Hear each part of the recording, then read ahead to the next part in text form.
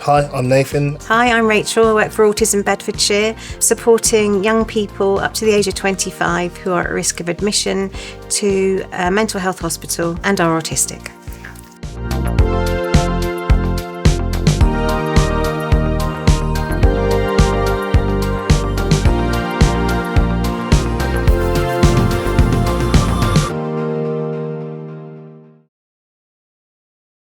Are you trusting me? Of course.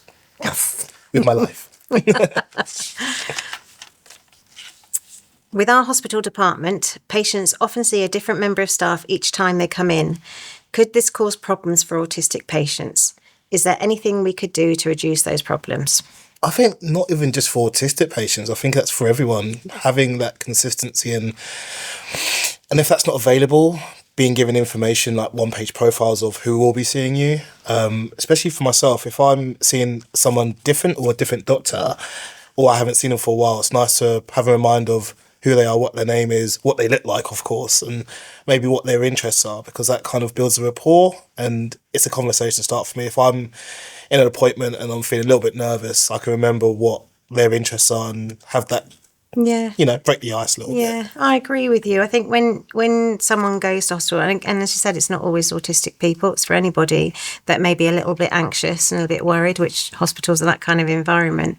If you're going and you've got other information, other things to think about. I mean, we provide one-page profiles, don't we, before we meet anybody. Mm-hmm. We provide a one-page profile with a picture of us, our interests, our likes and dislikes, and our aspirations. I mean, they don't have to be that detailed, do they? No, but I think it's down to the individual. If someone needs more information, then give it to them. It's fine. But if you need just the basics of who they are, their name, what they look like, maybe one interesting fact. I think that's something that's quite interesting. I think just knowing who you're going to see, and then even if there's like a board in the reception area where there's a photo of all of the people in, so that when you, even at last minute, if that's all you can do, is that you can see what the person looks like that you're going to go and see, that would be helpful.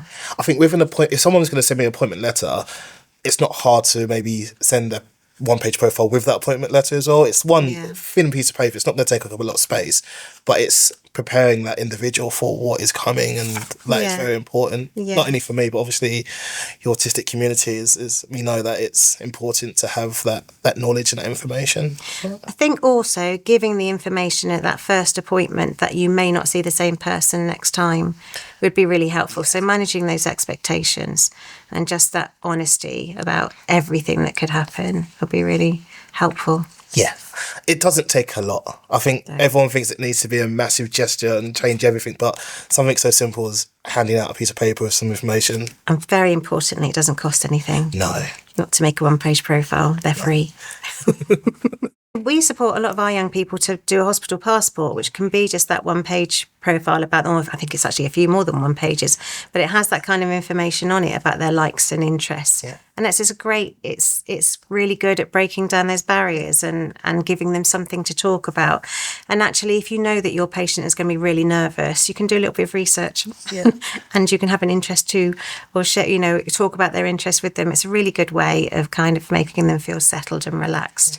And more open to the treatment that might be quite difficult. Yes. And I think communication-wise as well, if you have someone who likes to communicate a certain way, you can read that beforehand and know, okay, they don't like to have a lot of jargon given to them. Yeah. Maybe you keep it nice and simple, using words that they understand, or maybe speaking in a lower tone or in a soft tone because someone doesn't like louder noises. So on a one-page profile, it can get lots of information as well as communication. And actually, if you notice that they don't have a hospital passport, the National Autistic Society has a great one that you can download and fill in with them. And that's, again, another way of breaking down those barriers because you've taken the interest and you've shown that you cared by helping them fill out the passport. I think the most important thing here for this question is putting the person first. Nothing matters more than having that person at the centre of what is going on. And listening and validating. Yeah.